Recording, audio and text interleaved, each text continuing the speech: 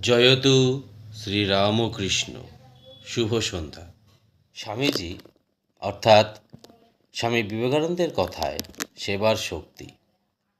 তপস্যার ফলে শক্তি আসে, আবার পরার্থে কর্ম করলেই সেটাকে তপস্যা করা বলা হয়। কর্মযোগীরা কর্মটাকেই তপস্যার অঙ্গ বলে মনে করেন। তপস্যা করতে করতে যেমন পরহিতেচ্ছা বলবতী হয়ে সাধককে কর্ম করায়, তেমনি আবার পরের জন্য কাজ করতে পারা তপস্যার ফল চিত্তশুদ্ধি ও পরমাত্মার দর্শন লাভ হয়। যেমন সাধন ভজন অভ্যাস করতে করতে তাতে একটা রূপ জন্মায়, তেমনি অনিচ্ছা সত্ত্বেও কাজ করতে করতে হৃদয় ক্রমেই তাতে ডুবে যায়। ক্রমে পরার্থ কর্মে প্রবৃত্তি হয়।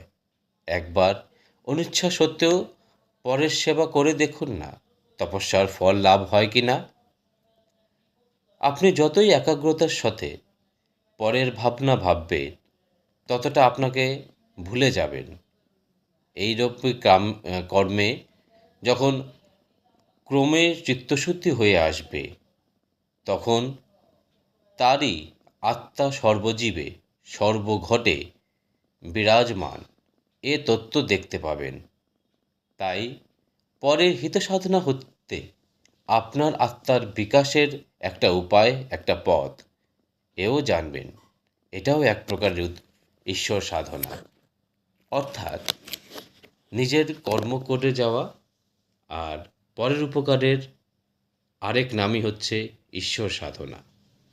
আমার এই উপস্থাপনাটি আপনাদের কাছে কেমন লাগলো অবশ্যই মতামত কমেন্টের মাধ্যমে জানাবেন।